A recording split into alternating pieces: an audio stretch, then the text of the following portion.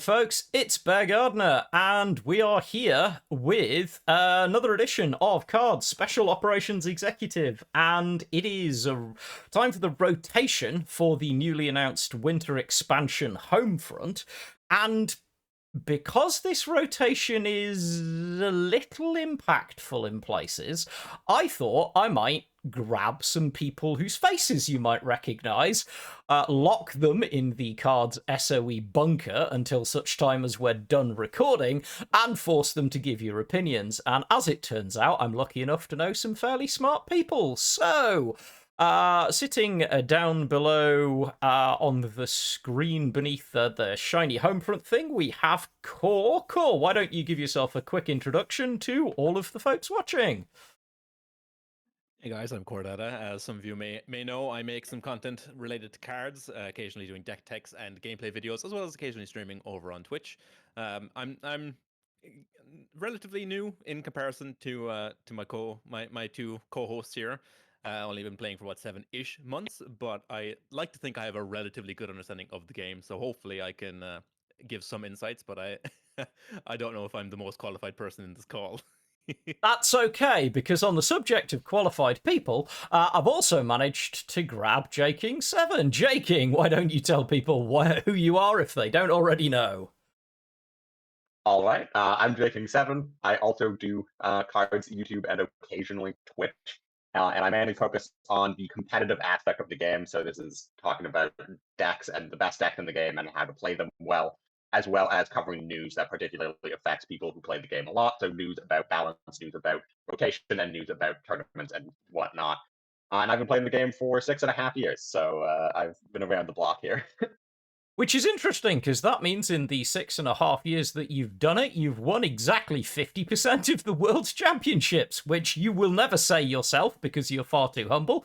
But JKing is indeed the threepeat Kards World Champion, and generally accepted by most top players to be one of, if not the best player that we have seen in the game. I'll say it because he's far too nice to do so. Guys, I am super, super grateful for you coming along and being part of this. It's going to make my life a little bit easier. In the interests of not taking too much of the poor human beings watching this time, I say too much because if you guys know us, we can all talk. If you check out the links down below, there are links to everyone's channels. Please go follow, like, and interact with everyone involved in this. I cannot stress enough at the moment how much the YouTube algorithm is being an absolute arse. And the more that you interact, the more that you engage with it, the more chance you're giving channels in a relatively small and niche world being made by passionate people a chance to actually grow. And it's kind of key at the moment because they've had a fiddle with the algorithms and it really does feed off interaction. So make sure you go and like these guys, catch them, and obviously get on board if they're ever streaming. They're always worth a one. Plus, if one of us is streaming, one or other of the rest of us is probably there because we sort of end up lurking in this weird Ouroboros circle of each other's content. Okie dokie, it's time for Japan. And it's time for more cards coming back to the game. Right, so we start with the special this time. This is for the Emperor. This is one cost order, and it says all friendly Japanese units have +1 attack and operate for 1 less until the end of turn. I did not see this coming. Like, of all of the things that I thought might have come back, I didn't see this. I mean, clearly it can buff some Japan aggro decks, especially if they have to live with having an operation cost, God forbid. But, I mean, I don't know. Is it going to see play? I don't see it, but, you know, correct me if I'm wrong, but I don't see this seeing play without a rework, unless there's a deck that suddenly desperately is Japan aggro with op cost. I will say, I think this card is better now than when it left. Because when it left, like, the Japanese units you were playing were, like, Type 94 TK early, Cavalry Regiment, Type 94. Yeah. I don't know if it overlapped with, like, Bicycle Regiment. Yokosuka. Like every single playable Japanese unit had 0 operation Top cost. cost. And we've moved away from that a little bit. Where we're starting to get like some of the better Japanese cards do have 1 operation. So, you had enough of them for Emperor's better than that. If it doesn't get reworked, I wonder if it suggests that Japan will be pushed more to be more mono nation, or like just sort of run more Japanese cards than they currently do in the future. Because right now Japan does rely fully on either Soviet or French cards. Yeah. That's fair. Core thoughts? I mean, it's an interesting card. I do agree with JKing. I think it's like actually not bad in Japan right now. You have things like 58th infantry, which are like insane. So, I mean, there are targets. Although I'm looking at like the 1-drops specifically right now, and they're all mostly 0 up, like Shoku, the Type 92 Shokusha, the Type 94 TK, Yeah. Cavalry Regiment, all that stuff, Sasebo, Yeah. all 0 up. So there's like not too many targets for it. I mean, unless you're pivoting to like a more burn focused, so you're like playing Akita Regiment and stuff for some reason. I mean, I guess this could just also be a signal that they're going to be printing a lot of very aggressive Japanese units with 1 op in the next set that they want us to play with. But we'll see. It's an interesting card at least. Yeah. I do think JKing makes an interesting point as well as to whether like who knows, maybe it does point. I mean, we've never seen much of a push towards like low ally count decks in this game. Like almost all super strong decks, with a couple of minor exceptions, have really wanted to use those 12 slots. That could be interesting to see. But I am honestly, on a fundamental level, I'm kind of interested to see where this card goes and what it portends for us. I'm just saying that the cowards could have given us back Bicycle Regiment. See what happens. No. Might I add no with a side order of no. Moving on to no, enough. My channel. Be trusted with Bicycle Regiment. Nobody gets trusted with the Bicycle Boys. Moving on to and this is why we enjoy this company with each other. We love each other, really. Moving on to the Japan returning standard. This is Jungle Warfare. Jungle Warfare is a 5-cost order, and it says give a unit destruction. Deal 2 damage to a random enemy, trigger its destruction effects.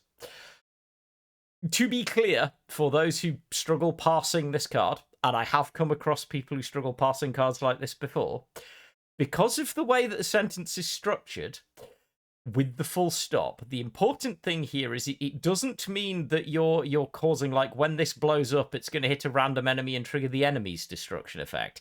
What this means is you play this on a unit that already has a destruction effect. It gives it an extra destruction effect, and then triggers both of those destruction effects without destroying it, so that you can then do it again. Hypothetically, with a good enough destruction effect, this could do some fairly crazy things.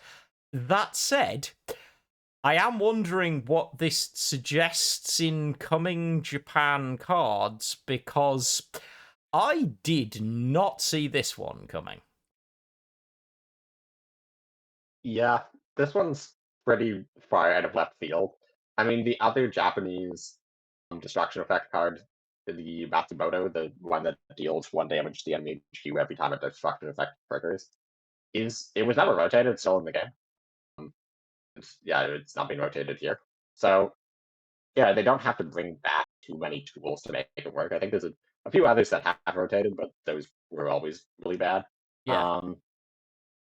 But unless its cost is being reduced drastically, I don't see this making like any impact. So anyway, Core sometimes has a fresher view than the old long-teethed ones here. Anything you think we're missing here? Well, I mean, I'm expecting this to be reduced in cost, otherwise it's completely unplayable. I mean, it's a Brothers in Arms card, so they're going to have to do something to it. But I think we're missing one very specific nation. I think this is going to be an ally card for potentially the Soviet stuff going forward, because they have started like introducing some Soviet destruction effect things, like with the Illusion, for example, and now with the old. Oh, So yes. I think we might be maybe seeing some tools to support like a Soviet Japan self-destruct synergy package, which I think would be kind of interesting. But I mean, I could be wrong. I'm God knows. No, I will say though, if you did reduce the cost of it, this on the Illusion at the right time could be quite painful. That's quite interesting. So yeah, I mean, again, this is why we have collective thoughts, and we shall address our collective thoughts. Okay, you guys can forgive me, and then you can make everyone feel better because I have opinions. This is the returning Japan Elite. This is Last Rites. To be clear, so that there's no loss. I personally hate this card.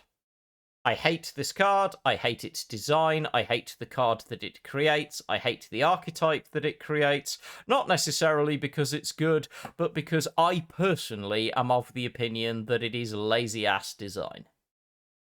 It's really that simple, but I shall get to that in a moment.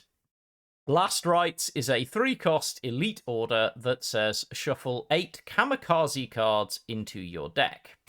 Kamikaze is a 1-cost order that says deal 1 damage to the enemy HQ, draw a card. If you haven't already figured out how this is supposed to work, you will fairly quickly. If it works, and it never, ever should, it is literally the most uninteractive, unfun, totally lazy, completely and utterly predictable piece of design that I have seen tried in so many card games over 3 decades, always to the same result, which is that either A, it never goes anywhere because you never let it get good enough, or B, it becomes the only deck because if you can trigger it consistently, you just win. Convince me I'm wrong. Please convince me I should stop hating this card, because I sort of feel bad for it. So, what is the specific? Because you said there's like one way to play this card. I see a lot of different ways to play this card. So I'm curious what in your mind is the one way to play the card. So, in my experience, in any game that I have seen this type of effect, the end result, regardless of everyone's thought processes, ends up being I find a way to either duplicate it, recycle it, create extra versions of it, or there are other cards that support it, and then I find a way to cycle my deck incredibly quickly, which this card is already doing, and it just becomes there's going to be a break point at which point the ultimate version of this deck is I have X credits, you die. So, I have to convince you otherwise. So I'm not against reworking Last Rites. I suggested a Last Rites rework because I think Last Rites was very problematic in a very different way in the day. I don't think that problem exists anymore with the power through. Sort of walk through that. So the first thing that you can do with Last Rites is it does say shuffle kamikaze. So you could play this in shuffle. A 3-credit shuffle enabler, so it's a bit on the expensive side, but it does add some burn to your deck, and shuffle certainly wouldn't mind having reach. That's a consideration. I don't know if it makes the cut or not, but it's worth putting in there. The primary way it has been used in the cards is in combination with Kawanishi. So basically, you typically play it with an empty deck, but sometimes you play it with a small deck and just start collecting them in your hand. And then at some point with 12 credits, you play Kawanishi, and then you play 5 kamikazes, and that's 15 damage from hand. And it's sort of like the finisher of certain types of Japanese control decks.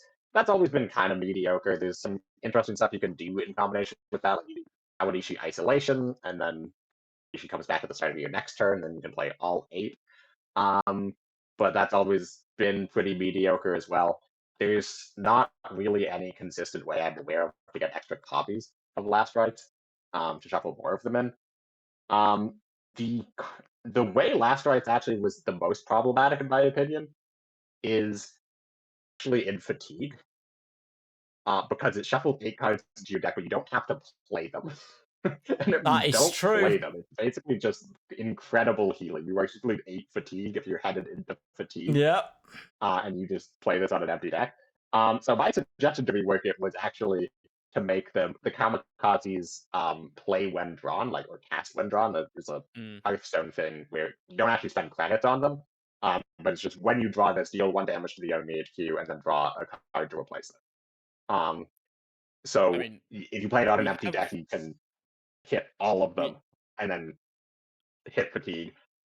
So it doesn't stop Fatigue, but then like it makes it harder to save combo pieces in your hand for Kawanishi. But Yeah. yeah, Just one thing I will say is that the Air, Land, and Sea does exist. yeah, Airland and Sea now does make it easier to get more copies of this, but I mean, yeah, it's just I mean, we do have the technology to do what JKing suggested. Like, we could just have to say, show when drawn, Yeah. discard this card, deal 1 damage, draw a card. I would yeah. anything that makes it less controllable and fiddleable with would make me feel slightly better. There's something it might just be that I am the dinosaur that's seen too many physical versions of this. It just itches me wrong when I see this type of design. I mean, the one thing I will say about the kamikazes is because I see a lot of people, like lot of newer players, confuse this with kamikaze. If they look at kamikaze as card draw, because they're like, you shuffle 8 cards into your deck that draw a card. But what they aren't like initially accounting for is the fact that you have to draw the kamikaze Yeah. first. So you're actually down a draw, and then you play it, and then you get your draw back. So it is actually just like a credit sink or burn. So it's basically like shuffling a Bismarck into your deck, but you get to play it in tiny chunks, which is sometimes better, sometimes worse. It's a very weird card to bring back because it doesn't really fit anything Japan is doing now. And they also rotated Kawanishi and Seiran at the same time, which are Yeah. like the two things that have synergy with Last Run. Yeah. I mean, So that's not nothing either. It's just I don't know. It's interesting, I suppose. I don't know. I am unconvinced, but hey, I've been wrong it many seems times like before. ample room for reworking, Work. especially with the Kawanishi and Seiran leaving Mm. at the same time as Last Rites coming back. Because the Kawanishi and Seiran were still in the game. I don't think a Last Rites Kawanishi deck would be tier 2, let alone tier 1. So I don't Yeah. think they were rotating as like a decision. So that makes me think that maybe Last Rites is going to function differently. Yeah, that would Because otherwise, that it's just a bad choice.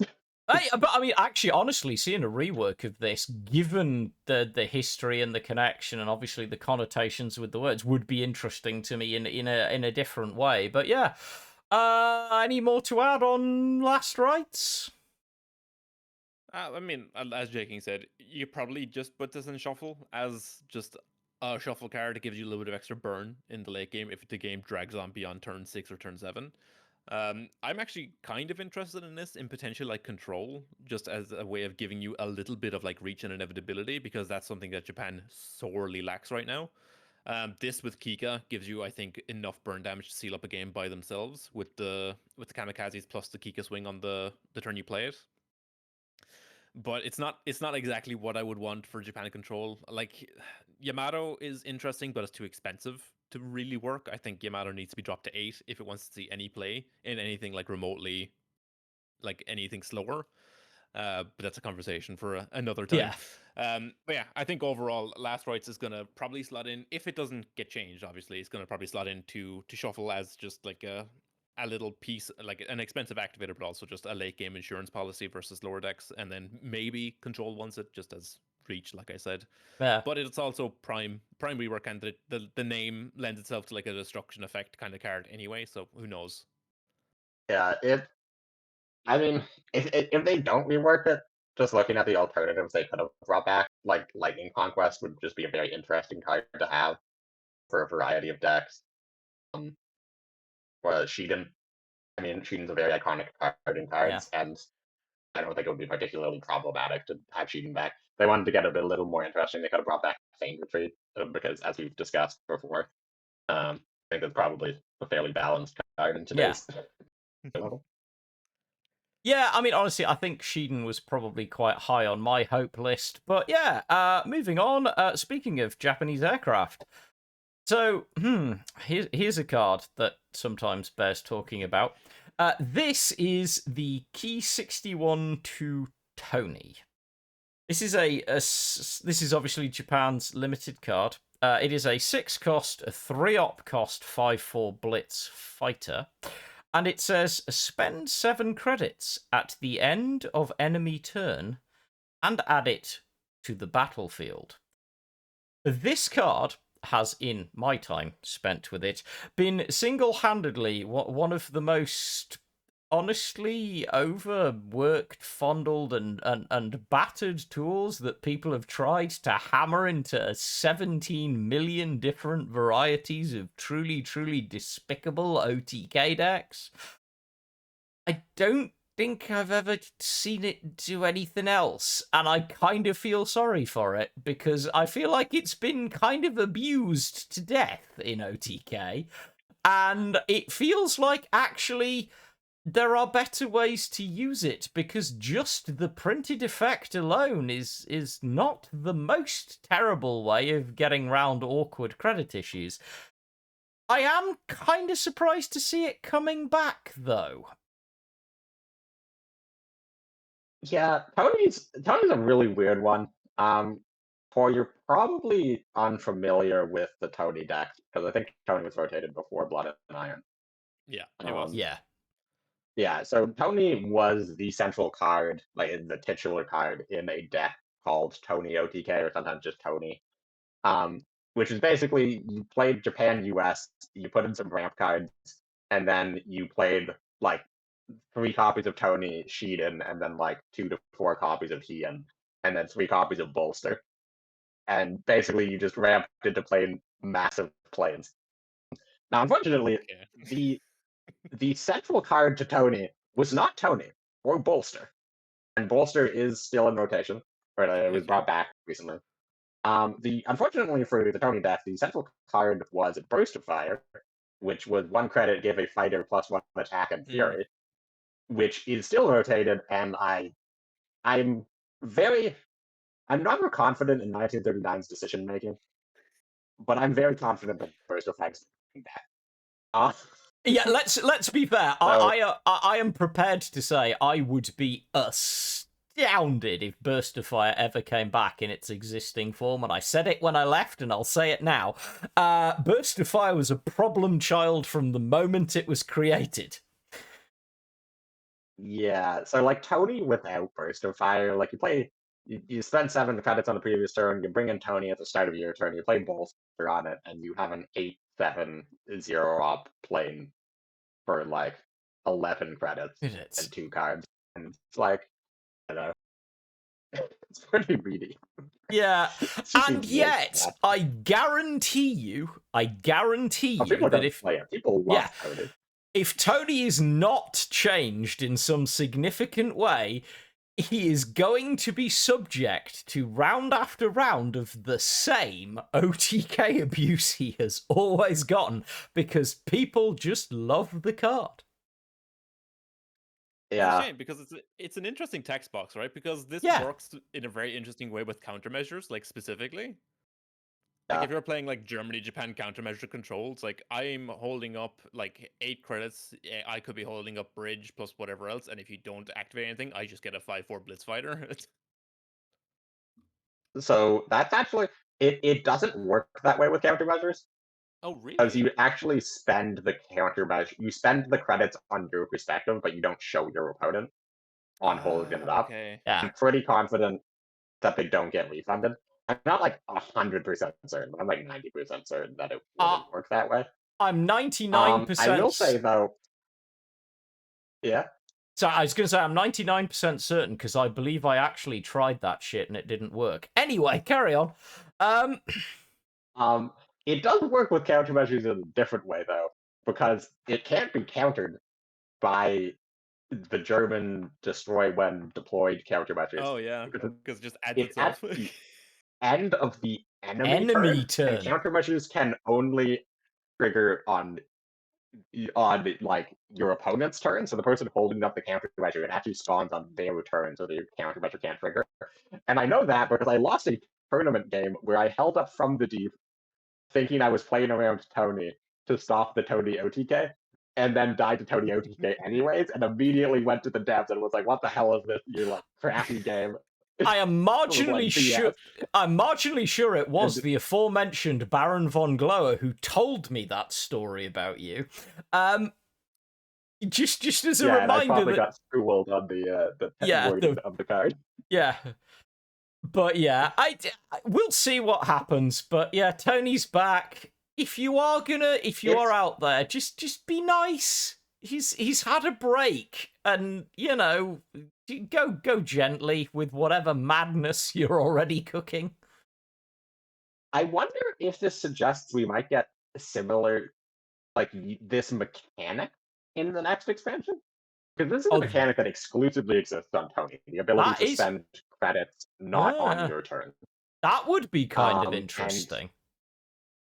Yeah, this came out in 2019, and they have not used this mechanic at all in the preceding 6 years. So maybe this is coming back, and there's going to be more ways to I don't know, like stats and villains, like generate like extra credits this turn, but like gain 5 credits end your turn or something. To like trigger this type of thing. Just like design space guides. Could be interesting. So that's Japan's returning. So now we go to Japan's leaving cards. Right, so I'm going to brush over Kawanishi because it's the covert thing. I've put it up on the screen if you're looking at this. I'm not going to spend... I'm very conscious that we are 3.5 plus hours into this, and not only do I have to edit this, but you guys have to listen to this, possibly in more than one part. I haven't decided yet. I did know this was going to be a big one. We've discussed the covert thing. It looks like a lot of covert stuff is just kind of being gently given some space. And I'm okay with that. I will say, I have had some small bits of fun with Kawanishi's reveal effect for the extra 2 attack and some other stuff that you can do with it. But I think it just kind of is... It's part of the covert thing, and I'm sure we'll see another couple of cards coming on, particularly when we get to other nations, and we'll probably collectively talk about covert a bit later. Yeah, I was going to say, I have a lot to say about it, but I will save it for when we get to Servius. Yeah. Code of Bushido is a Japanese special, which is leaving us. Some of you will be familiar, some of you will not, because it kind of does things and then doesn't, depending on who's using it and in what way. Code of Bushido says, choose and discard an air unit to destroy a unit with 5 or less attack.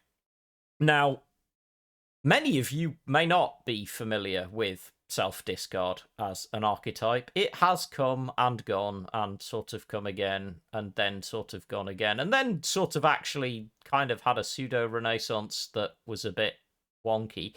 And this has always kind of been a part of that package because it does give you a good piece of removal for doing something that you actually want to do. Believe it or not, yes, really, but we won't overly get into that. There is a whole thing where you could, for a while, play decks that really did want to just get rid of their own cards for bonus effects. I check my videos for my Fling OTK deck for a similar idea. But I don't know. I think, is this just a case of a card that's going because really the deck's not around anymore, no one's really trying it anymore, and we just need some space? Or is there something that might be more relevant? I think this is just a package that's being removed from a nation. Like the self-discard seems to be one of the things that Japan is losing as a whole, along with like the order, the plus damage order units. So I think it's just the removal of a package to make space for more things. Yeah, I have a bit more to add to it a bit later on, but yeah, they've removed a lot of the self discard stuff in the last rotation, and it seems that they're continuing that trend of just removing anything that discards your own stuff, and I guess maybe it'll come back one day, maybe it won't.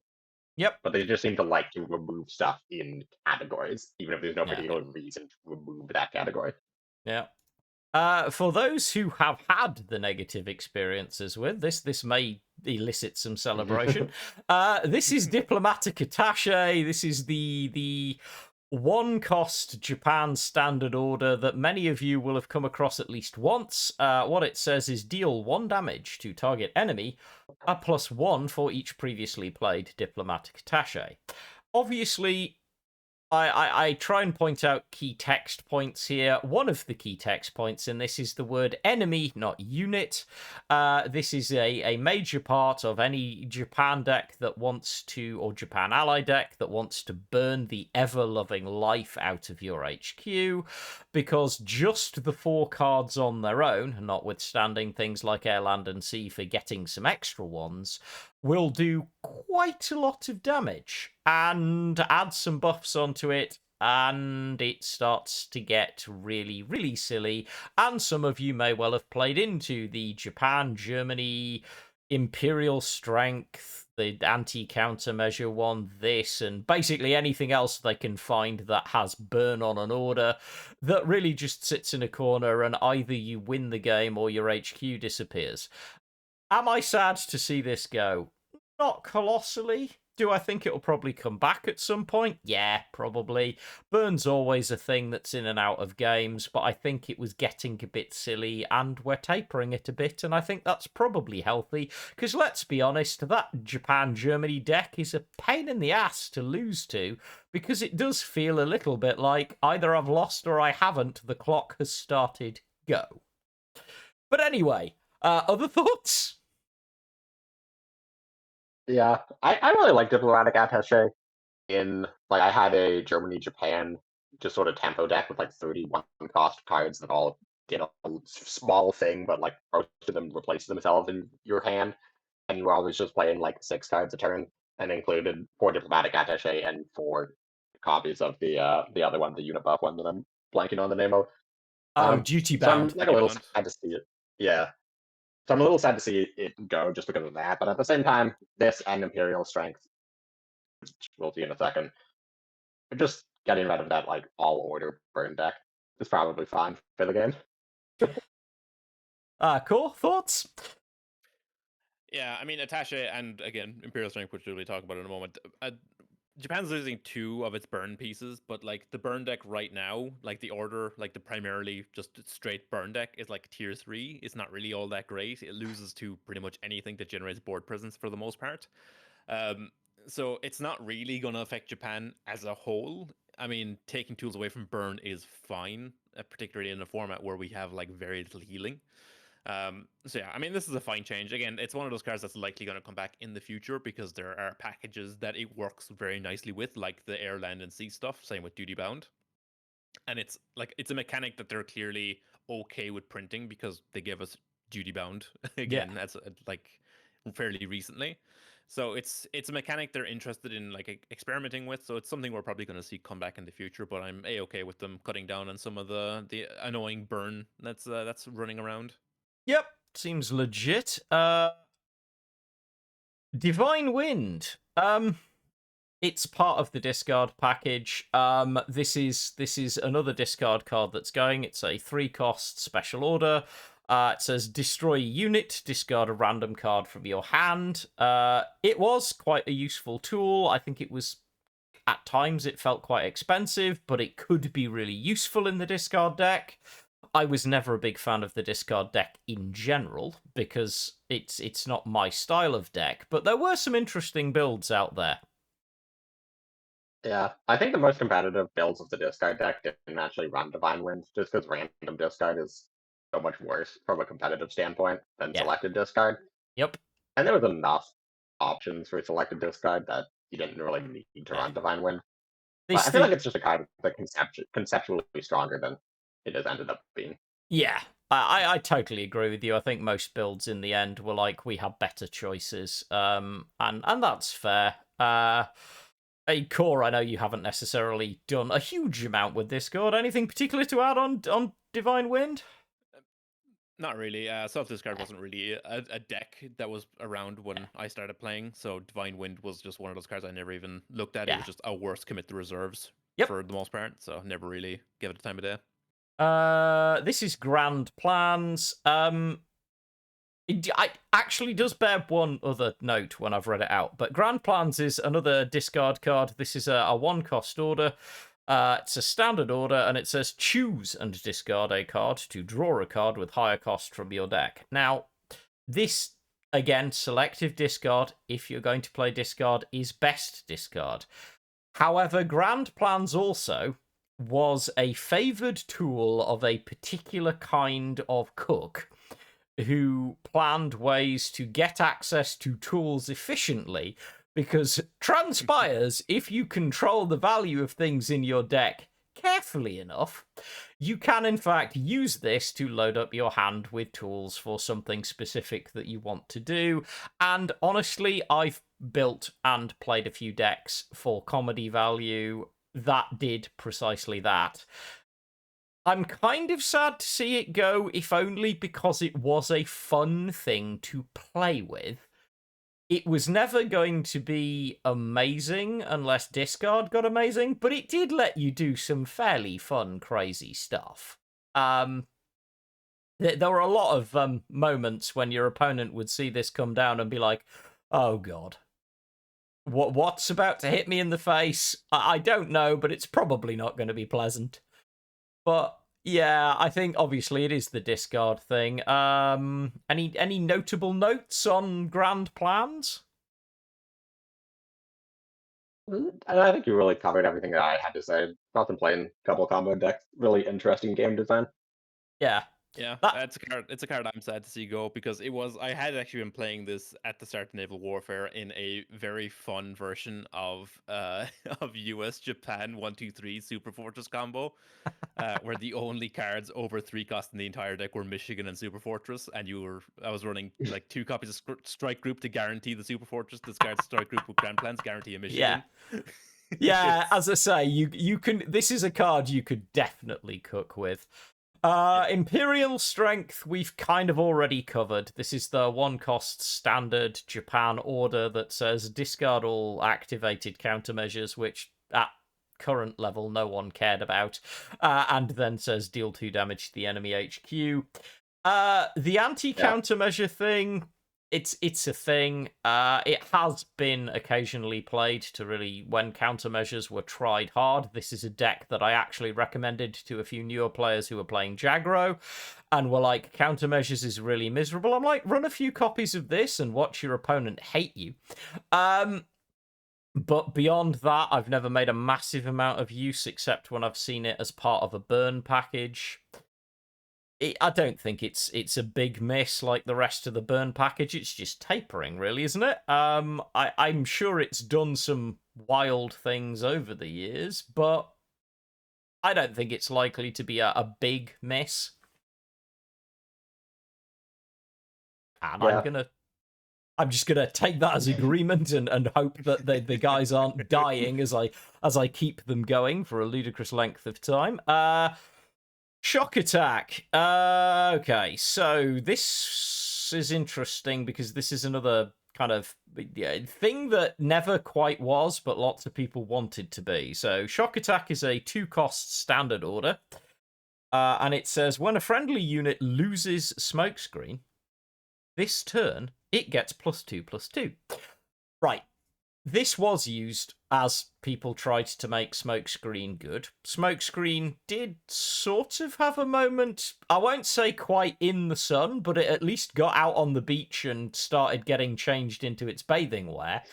And this was a big part of it being able to do that.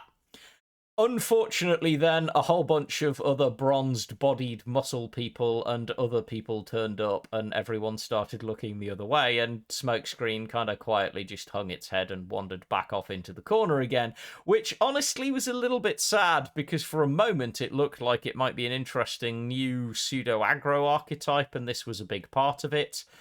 And it looks like it didn't catch, and let's rotate it out and see what takes its place. But yeah, that's kind of my memory of this card. I think Shock Attack is one of 3 cards. I could be wrong about this, but I can only recall 3 cards that have ever been nerfed after being announced, but before actually being added to the game. That is true. Yeah, Shock Attack was announced at 1 credit, and everyone was like, "This is insane." And then it got nerfed to 3 credits before we got to play with it, and then no one touched it. Yeah, and then it got knocked back down to 2, which is probably the biggest story of Shock Attack. It was fun. I sort of hope Smokescreen maybe gets another try later, but I can see why it's not going to happen at the moment. Take Liberty. Now this is a weird card, because this card has all sorts of different things that it's been in and out of and used in different ways, because Take Liberty is a very interesting piece of text, in my opinion. So Take Liberty is a 4-cost limited order, and it says each player shuffles their hand into their deck, then draws 4 cards. Obviously, people have tried it in Shuffle. That kind of goes without saying. Sure, fine. But what's interesting to me is that historically, I've seen this card used as an attempt to cycle through your own deck. I've seen this card used as a way to tempo crush your opponent. I've seen this card, there are lots of different ways you can put this text into effect, which is one of the reasons that honestly the part of my brain that enjoys that kind of counterplay and multi-use card is a little bit sad to see it go, because there's more to it than just shuffle some cards. But I've certainly had some fun with this over the years, and I have a funny feeling JKing may have too. Yeah, I remember when Take Liberty was announced, because Winter Warfare was the first time World Championship was played on the new patch. So we played the 2023 World Championship with Winter Warfare, and it had only been live for like 24 hours when we had to submit decks.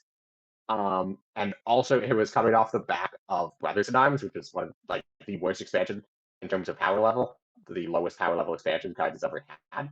So I remember looking at Take Liberty and like getting to test with it minimally and getting ready to submit decks. And I remember being like, Take Liberty is an insane card. This card is going to be cracked. And I think I brought 3 copies of it in my Japan deck. Maybe I went down to 2. Maybe I didn't touch it at all. I don't know. I was pretty big in on the swag decks. I don't remember what crap I played in that World Championship. But I remember my thought at the time was 4 credits, draw 4 is just absolutely amazing in Japan. And also, it not only does it shuffle your opponent's hand, so it just stops them from being able to plan out turns over multiple turns, which is very good against a very high-level opponent. Also, it's going to reduce the hand size of a lot of your opponents, particularly control decks tended to have very big hands at that time. And those two things are still true. The thing that I didn't really account for is that if you're playing against aggro, and you are on the back foot, it becomes nearly unplayable. Because it's like, especially if you're low on health, if you're at 4 health, 6 health, and you're both top decking, and you finally manage to get board control back from your opponent, and you draw like a Take Liberty, it's like you can't play it. It's just going to draw them into death through measures, and you die. But at the same time, you'd rather have just drawn like a cavalry regiment even to maintain your control of the front line. So yeah, it ends up not being as powerful of a card as I'd originally thought when it got announced, but it's a very fun card. Yeah, we like fun. I will say one of my most fun memories with this card is relatively recent, and I wasn't playing it. I was actually testing a slightly heavier version of Shuffle, and for whatever reason, my opponent was running a copy of this, and I had Sabe on board, and they played this card and killed themselves. because they forgot that I'm shuffling too.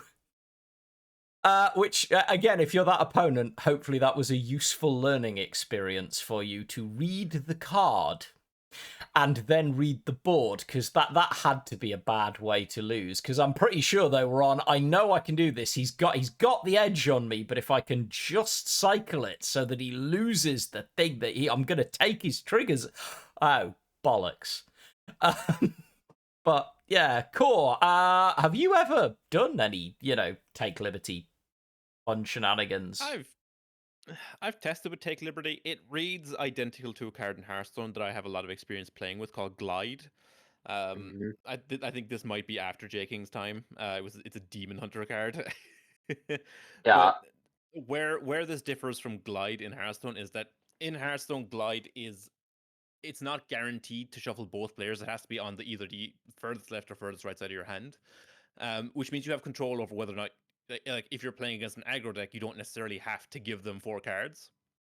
I think that's where Take Liberty's problem kind of is that it's great against mid-range and control decks, but in aggro mirrors, it is terrible. I've had opponents play Take Liberty against me in aggro mirrors and lose off the back of it because they've just given me a ton of resources for free. I haven't had to commit anything to draw cards. They've just given me extra, like 3 extra cards on top of what I've already had. So yeah, it's a really interesting card. And if you had more control over if your opponent drew or not, it would be so much more playable. Like even if there was like just a stipulation that if you have X in play, your opponent also does it. But as it stands, it just wasn't flexible enough to really be worth consideration. I mean, and plus then we also got a Kagi like last expansion, Yeah. which is just a better version of Take Liberty because it gives you massive yeah, cost reductions. So Yep. yeah. I do remember Glide. I remember Glide being announced. I didn't really play much with it came out, but I remember it was announced, and I was caught up in the people being like, "This card's going to be absolutely busted, another insane Demon Hunter card." And then when it came out, it was pretty mediocre and not yeah, played particularly at a competitive level when it came out. I don't know if that changed over the years, but it was wild just very staple. kind of okay. That's not that surprising. But yeah, I remember in Hearthstone, like this card's gonna be insane, and it came out and it wasn't particularly good. And then Cards was like, "We're gonna print the exact same card," and I'm like, "It's gonna be insane here. This is Yeah. different somehow." It's And then it wasn't different that good. somehow. Yeah. So let's take liberty. So here's a card. This is a Japan Elite. This is firstly Yokosuka. Now this card's got some history to it. First Yokosuka is 2 cost, 1 op cost, 1/3 infantry. It has Blitz and Fury. Usually this makes people raise their eyebrows. And it has deployment. Receives +1 attack for each friendly unit with 0 operation cost. I have fond memories of trying to make this work. And then wishing it was a tank. Because well, not every single attempt. I think I pulled it off maybe once or twice. But the majority of times you try to make this work, you realise that it pays the infantry tax and everything that you think is amazing about it kind of isn't, because it just gets popped before it can do the really cool thing. But it is, again, interesting design space and hypothetically quite good. But yeah, I've never seen it be massively impactful, and it kind of makes sense to me as the sort of elite that you would rotate to make room for something else. If you had told me that this card was already in reserve, I would have believed you. If you told me that this card has come back, I don't know if it's been reserved before or not off the top of my head, but like I believe if it's never been reserved, I'd been reserved and then brought back, and I would be reserved the second time. That's how little I think about this card. It's legit. Cool. Got anything to add to our somewhat scathing commentary on this poor boy? I have tested this card actually. In that Japan US hyper aggro list, the first one I posted to YouTube, like after I got my collection like a little bit more sorted, I had Yokosuka and I tested it in the deck, and I very quickly realized like while this can come down as like a 6/3 or whatever in that deck, it's not worth it. You're better off spending your turns just like cycling, trying to find Alabamas to kill your opponent, and just playing like TK earlys. Yup. So yeah, I tested it. Just wasn't good enough. Too slow. Nah. Well, maybe we'll see you in the future. This is 51st Recon. So 51st Recon is a 2-cost, 0-op cost standard infantry. It is 2/2. It has Blitz, and it has when the enemy HQ gains defense, this unit gets equal attack. This card, I personally had a brief period where I pissed a lot of people off during a very heavy heal period, in which they were playing around with certain mill tools, compromise. And I was running this in my Japan aggro decks, and it made some very, very sad-faced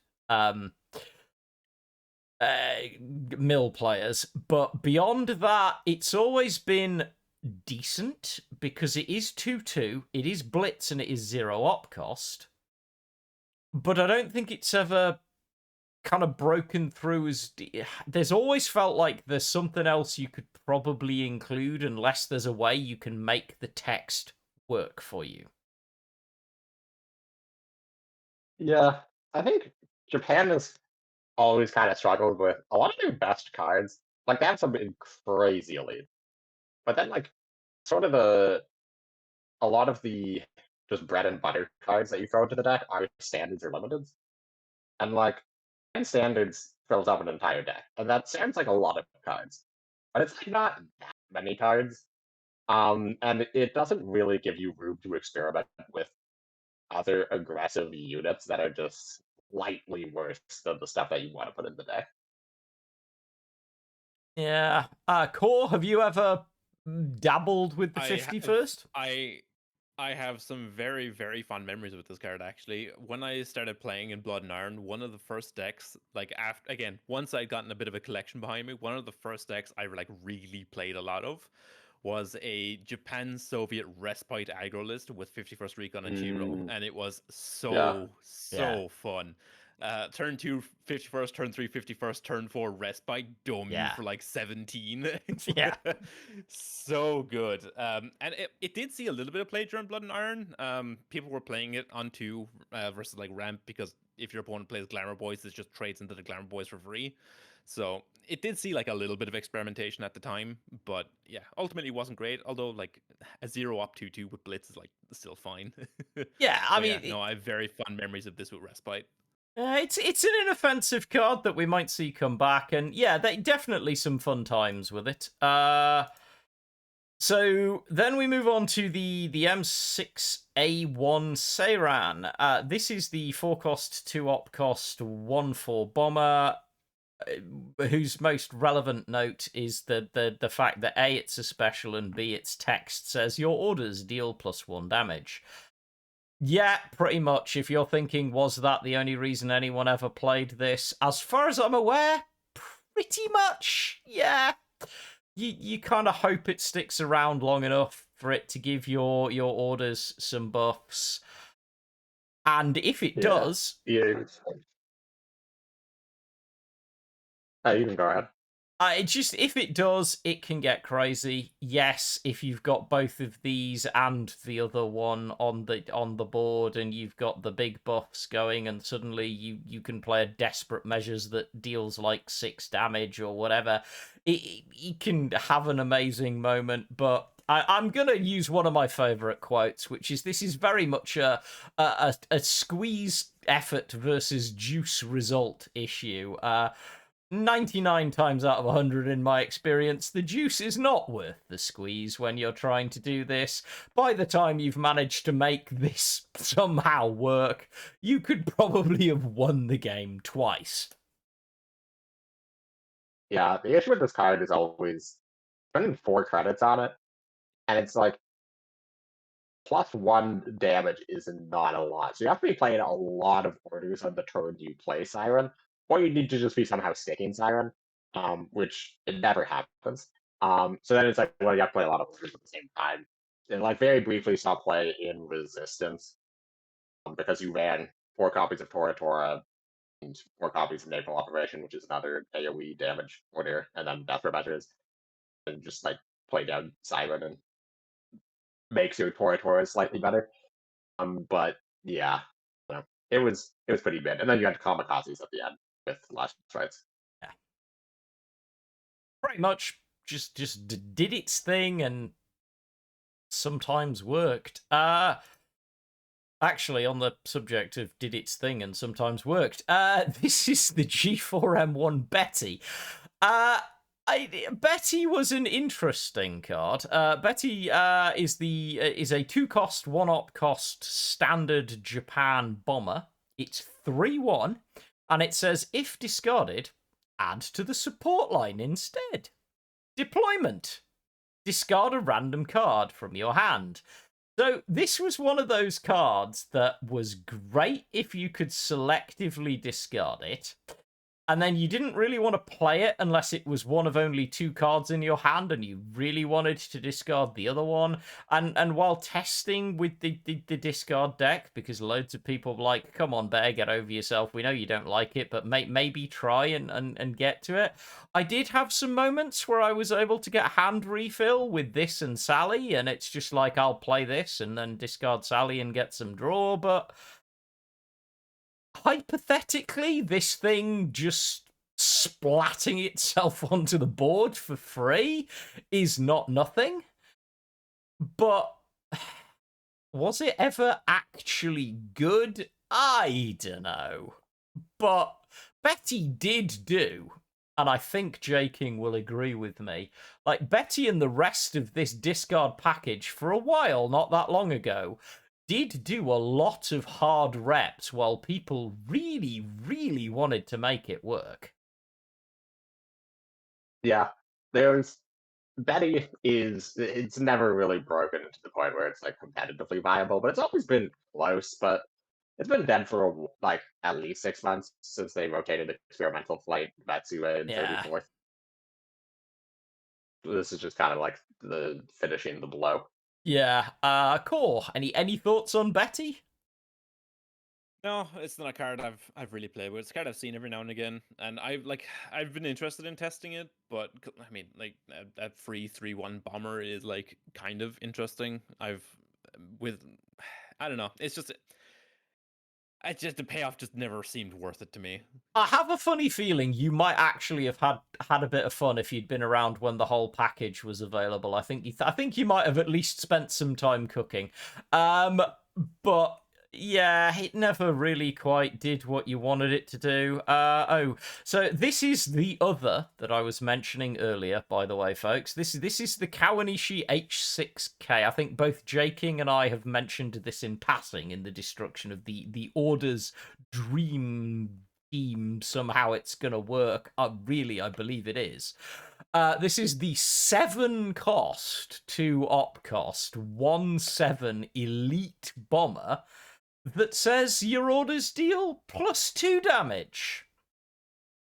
So yes, somewhere in your fever dream, this is on the board, as are both copies of Seiran, and you have the spare credits to play all of your diplomatic attachés and something else in the other, and you've dealt 400 damage to the enemy HQ, and then you do basic arithmetic and get sad face. Yeah, that's- Kawanishi's just so expensive. And I mean, I get why it's this expensive.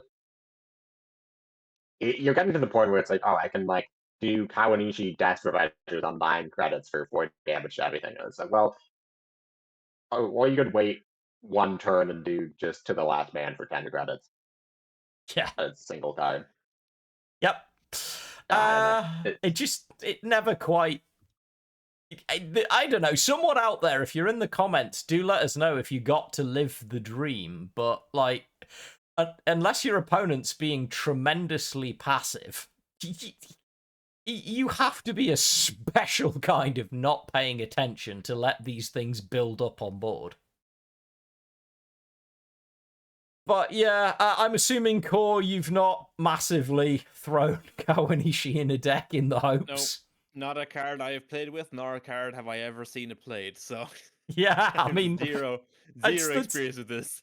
pretty fair. One card I'm pretty sure that you will have seen, as will a lot of people, is I knew we were going to get this reaction. So it is safe to say that for once I can say that I know for a fact that I am not the most passionately opinionated person in a chat about this card, and that doesn't mean that I'm not passionately opinionated about this card. This is Kokura's sword. This is a 5-cost, 2-op cost Japan elite. It is a 6/6 infantry with a piece of text that I personally loathe. And the piece of text is destruction. If it's the enemy turn, add a random Japanese ground unit to your support line and give it this ability. I'm going to pass this. I am going to try and stay zen. I'm going to pass this to JKing, if only because he's been dealing with this shit for longer than I have. It's suffice it to say, I personally am not sorry to see this card rotated. It irritates me on a number of levels. So, Kokura's sword came out in Brothers in Arms, which is important because Brothers in Arms came out before Winter Warfare. And Winter Warfare is the expansion that introduced us to the mechanic of suppress. So before that, there was basically 1 or 2 cards in the game that could remove destruction effects, and they were hyper-specific and didn't see that much play, which basically meant there was no way to get around Kokura Sword's destruction effect, which is fine because, it's a card that seems largely to support a sort of Japan mid-range or Japan control, which has traditionally not been a particularly good deck. And if you just simply have control of the front line, then their Kokura Swords, or whatever unit they got off Kokura Sword, is largely useless. The issue, though, is Japan Control was the best deck in the game very briefly after Brothers in Arms came out for other reasons that I don't need to discuss. But basically, Japan Control was amazing, and Kokura Sword was just a card that you would put into that deck to generate infinite value because the meta was all based around different versions of discard decks. Discard was just absolutely rampant, and what discard can't do is deal with Kokura's sword once it hits the board. Like basically the second Kokura's sword hits the board, it is just permanent value against a discard deck whose win condition is to run you out of resources. This card is just literally infinite resources on the board. And the other thing I will say about this card is that for like the first 4 months that it existed in the game, maybe longer, I don't remember exactly when this balance patch came out, but there was a bug where if this card, like if Kokura's sword died and it summoned, I think it was anything with a destruction effect. Like if it summoned like an Aikido or it summoned a Mito Regiment or it summoned any other Japanese ground unit with a destruction effect, it would summon a second unit. Or like the destruction effect would trigger twice on the second unit. And then there's another interaction, which I don't know if it still exists or not, but this plus the Elephant Boys, which is your destruction effects triggered twice. If Kokura's sword died and turned into an Elephant Boys, it would trigger a second time and summon a second unit with the Kokura sword destruction effect. So that led to games where your opponent would play turn 5 Kokura sword, you would kill it on turn 5, and then it would turn into 4 Elephant Boys. And they just have 4 Kokura swords on the board now. And again, there's no suppress. So the game's just over. And yeah, this card was a buggy piece of mess and just absolutely awful, and I hated playing against it. And it's another card that's just hard target certain matchups. Yeah, and Core is landing into a world whereby, there's a thing. If you are watching this and you are a designer of any type or a developer of any type, I will remind you of something that was told to me by an incredibly intelligent man who has a reputation for card game design, which is recursion.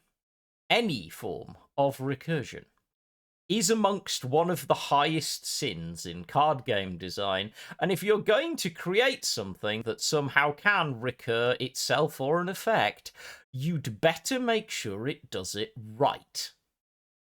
I don't know whether you've had any real experience with Kokura's sword core, but yeah, we might be glad to see it go.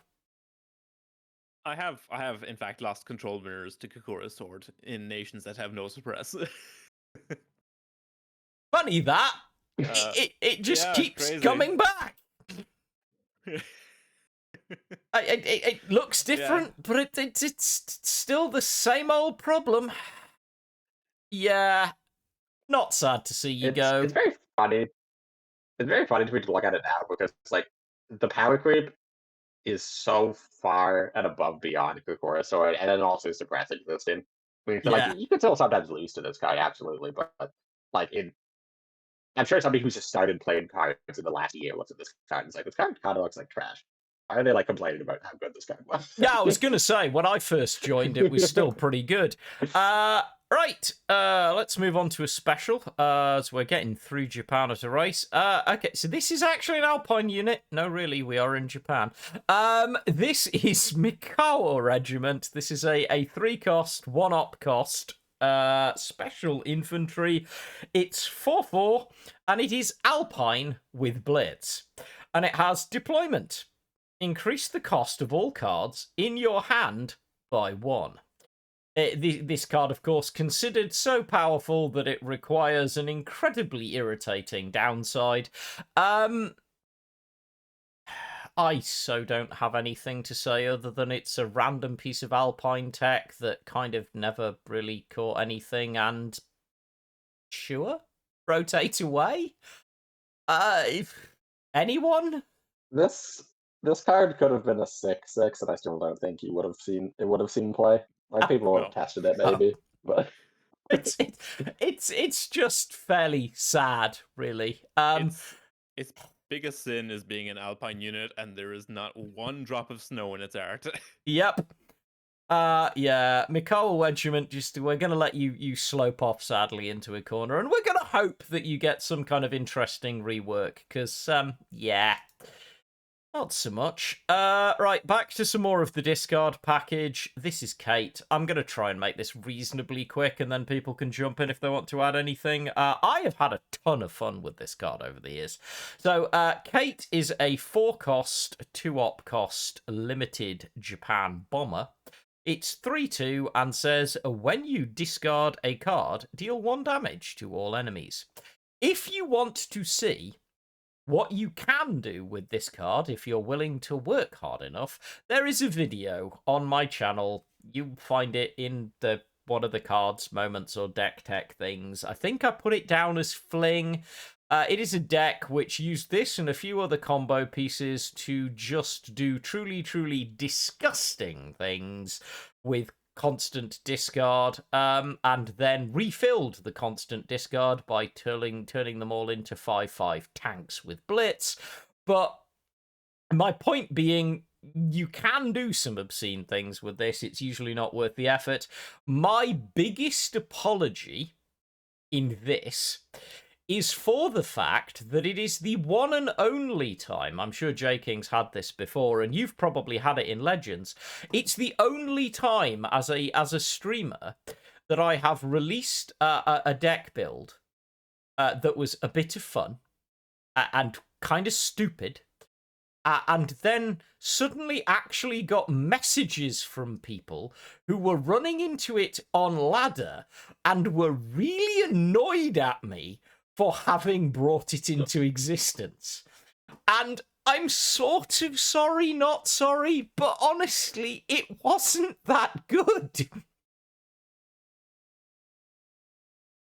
But I mean, that is my abiding Kate memory. That, and obviously she, like Betty, was worked half to death during the desperate attempt to make discard good. yeah, there's very fun things you can do with Kate. Like obviously it was like fine in the Betty deck. More recently, I've like tried to run it with Workers Unite, like to do the light infantry discard credit gain stuff to dump out huge hands to deal a ton of damage with Kate, that per card discarded, or with Finland prolonged siege, and then at the end of your like on your second turn after playing the prolongs, you can play damn Chain, and then at the end of your turn, you discard 3 or 4 cards. You basically cast a free card with Bomb with the body. There's some fun things you can do with it. It's an interesting card design. But yeah, they've removed every single piece of self-discard for Japan, except for Ginja for some reason. Yeah, weirdly, still hanging around. But yeah, I don't know. But it's kind of just the thing. Core, any thoughts to add?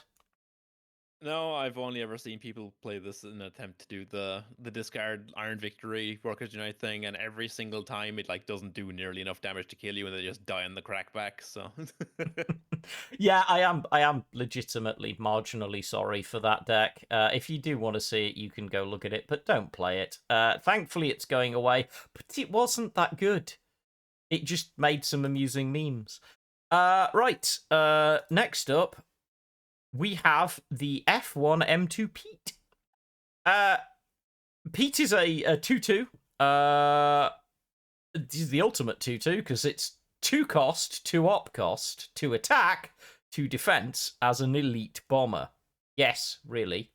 And its saving grace, in theory, is the text that says cannot be attacked by ground units while in the support line.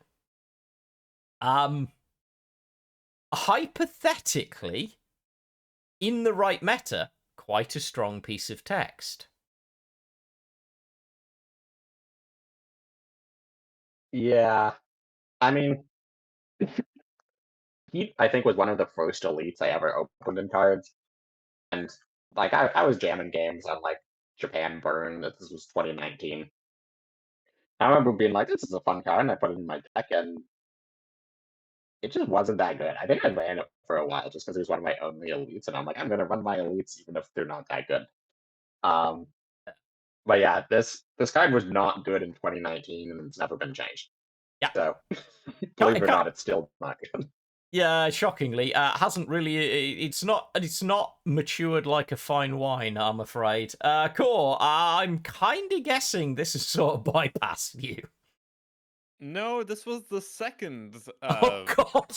end of season elite I ever got. So Oh, I did play it a little bit in like Japan Soviet Air just because I was like, you know what, why not? And it was like okay. It wasn't great. It was like in the metagame we were in at the time, it was like at the tail end of Blood and Iron, like people were playing a lot of like just regular old Jagro. So it didn't have that many good answers for Pete, and it just the fact that this enabled air supremacy or air superiority was also like fine. It was like it was mid. It was one of the first cards I cut when I like got better better elites for the deck. Yeah, pretty much Pete's life, I'm afraid. Then we come to Sally. We're going to cover Sally relatively quickly, because Sally's just another part of the discard package. Sally is yet another discard bomber. 4 cost, 3 op cost, 5/2. Yes, really, it is that terrible.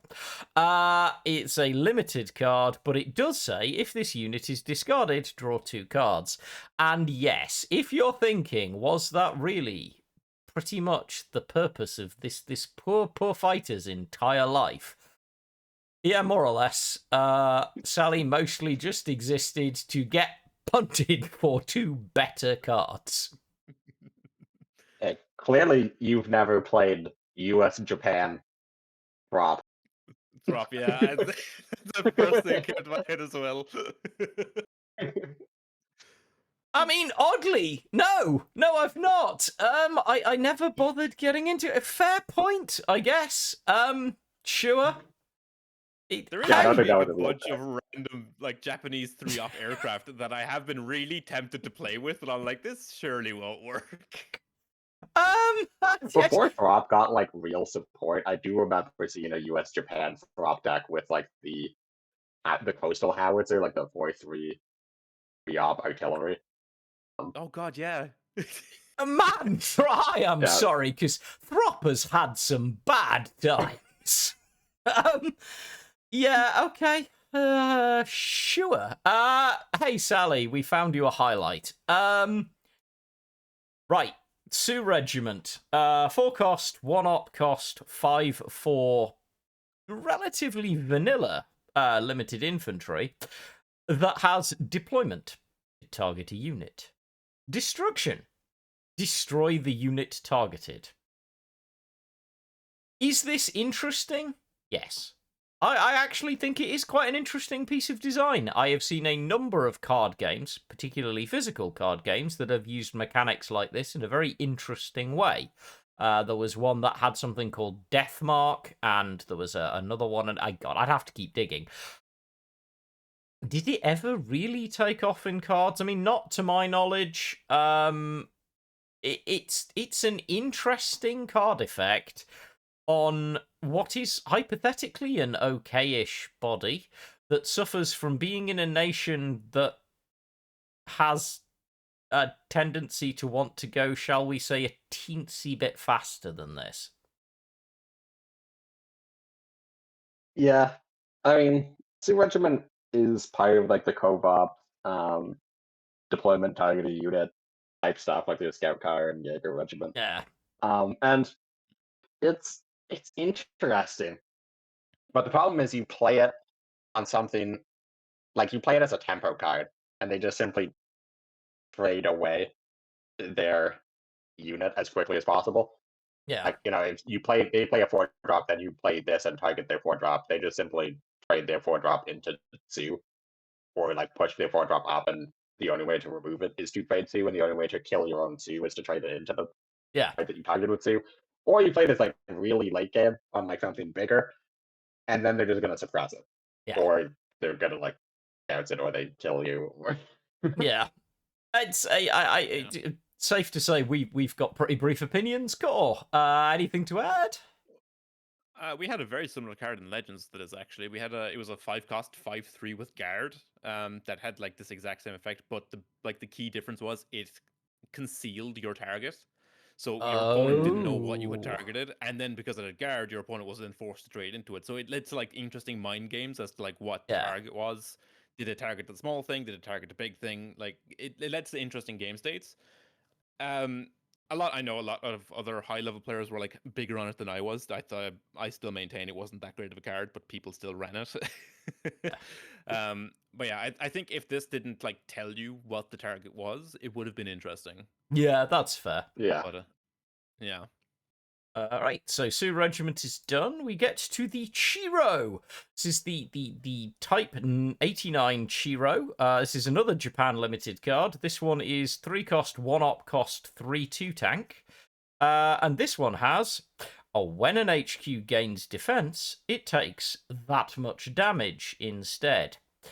Now, I have seen attempts to do truly bonkers things with this, using things like compromise or other stuff that somehow gives defense to your opponent's HQ and somehow you're surviving out of it. I don't think I've ever seen it do anything particularly great, and the body itself is largely indifferent. It's a tank. Yeah. Yeah. I think that the largest impact this card had is it got Barry Nostrum to be slightly reworded. And that, but yeah. Yeah. Oh, No, again, this is the card it's a card I played with like Respite, like I said. The big thing with this was the day I found out that they don't stack if you have multiple. That was heartbreaking. Yeah. Yeah, that'll do it. The Respite deck was really fun. First time I played this with France, I had like a Japan-France aggro deck. I'm like, I finally stuck a Chiro and I went to burn out my opponent with compromise. I killed myself because of this magical effect. Yep. And I was lower than my opponent. Yep. Turns out you kind of have to do some maths there. And lastly, leaving Japan is Winter Regiment. Now, this is kind of a notable card because this card is and has been pretty solid. The Winter Regiment is a Japan special infantry. It's 4-cost, 1-op cost. It is a 4/5 with blitz and salvage, and says fully repair this unit when it salvages a unit. This thing can be an absolute value beast. This thing has been in and out of so many different types of deck in the time since it's been in the game that I've kind of lost count. And this is quite a substantial Japan value tool that is leaving the game. I think Winter Regiment might be one of my top 5 most hated cards from Winter Warfare, which is saying a lot because it's Winter Warfare. Yeah. It's I think anything that creates a consistent game state in cards where neither player wants to take the front line is fundamentally horrific game design. And like we see that with the proliferation of shock units, Yep. and I think Winter Regiment, like the veteran Shitsun, another one where it's just like if these cards become so prominent in the meta, it leads to a spot where neither player wants to push up a unit because pushing up a unit simply gives your opponent value. Yeah, it does give you that moment where it's almost like nobody wants to play the game. And that's not a great feel. And there was a brief period where you got the Jagro, like the heavy, or what the people insisted on calling fat Jagro standoff matches. Where like nobody wanted to take the front line because Winter Regiment. Yeah. Each player just had like 2 Winter Regiments and a Shitsun on board and in the support line, and no one had the front line, and the first person to draw Shiden wins. Yeah, basically, yeah. But yeah, I mean, I get that. I'm not like, it is a big value tool, but I do tend to agree with you. I think it's a piece of design that I'm not sad to see go, just because of the game states that it could create and the fact that they always felt counter to the intent of cards. Core, have you been? I mean, you've got to have played a fair chunk of and played into a fair chunk of Winter Regiment. You've played cards. Yeah, this is a hit to like the mid-range side of Japan, which is unfortunate because I think Japan mid-range could do with some tools because it's an interesting design space to like for a deck. I don't think we really have that many mid-range Japanese decks. But this was part of like the aggro slash like slower aggro versions of Jagro that we had like towards the end of United Fronts, where we had people like Winter Regiment and the buffed 70th Infantry. Where again we had the exact same thing you guys were talking about, where no one wanted to take the front line because if you did, you just got shock traded and Winter Regimented for the rest of the game. Yeah. So in that sense, yeah, glad this is gone. But also, I want to circle back to the Mikawa thing. That Mikawa had no snow and it was alpine. This is only snow and it's not alpine. That bothers me. It's literally called the Winter Regiment. Exactly. I suppose it doesn't fundamentally mean Alpine, but yeah. Yeah, it's definitely true. Before we move on to Soviet, I did want to circle back to one thought about Chiro. This is something I don't like the way that they seem to be doing their rotation, and it's probably most notable this rotation, where they're rotating little packages of cards that aren't necessarily like full archetypes. But just like rotating the 51st Recon and Chiro, it's like, oh, these were 2 cards that had anti-healing synergy. But like, you could do like a respite deck or a compromise deck around them, but like no one really like those weren't that popular. But it just bothers me that it feels like we are loosening or like we're shrinking just like the amount of things you can do in standard. Like it wouldn't kill the game to have Chiro just be a standard card and then have someone have the thought of like, oh, there's a lot of healing going on maybe right now. So like, do I want to put Chiro in my like Jago deck? Like that's just interesting consideration. But if you always remove cards in like this, it does not lead to you just shrink the amount of like things you can do. And it really bothers me, especially because they rotated every single card that has covert synergy, and they removed Kawanishi at the top, but they didn't remove the other 2 Japanese covert units, which are a standard and a limited, which are the same rarities as 51st Recon and Shiro. So it's like if you wanted to rotate out covert, which seems to be what you want to do, you could have removed these 2 cards that have 0 synergy now at the same rarity and kept these just like interesting small package. But yeah, Yeah, anyway, that's just a note of the I will say rotation. Before kind of rolling on, I will say I do wonder if this points to maybe the fact that we're going to see some kind of a HQ. I mean, maybe we'll see some more healing or so. I don't know, but I do agree with you. It's weird. There's a few actually as we continue to go through this rotation of what I would consider to be my little niche to play with cards that are kind of going in their own little packages, and I don't think they're particularly offensive. And a lot of them are just tech cards. I don't know. I guess part of it is just having to have trust in the design team, but at the same time, I do raise an eyebrow at some of the choices that are being made there. I do want to say as well, just in regards to this like rotation as a whole, out of all the nations, I think that Japan like received almost nothing impactful leaving. When you compare it to like the other nations on the list, like the Britain lost a bunch of their late game closing tools and like value bombs. Uh, Germany lost a bunch of its like really powerful control tools, which we're all happy about. Uh, Soviets we'll talk about briefly, but they're losing some very impactful cards, and US are also losing some very, very impactful cards. Yeah. And Japan lost a handful of cards from a tier 3 deck, being like the burn deck, and nothing else was seeing play. I would have liked to have seen something relevant go from Japan, like desperate measures, for example. I think I think it's high time Japan lost something, because they've gone for the last 3 rotations without losing anything relevant for the most part.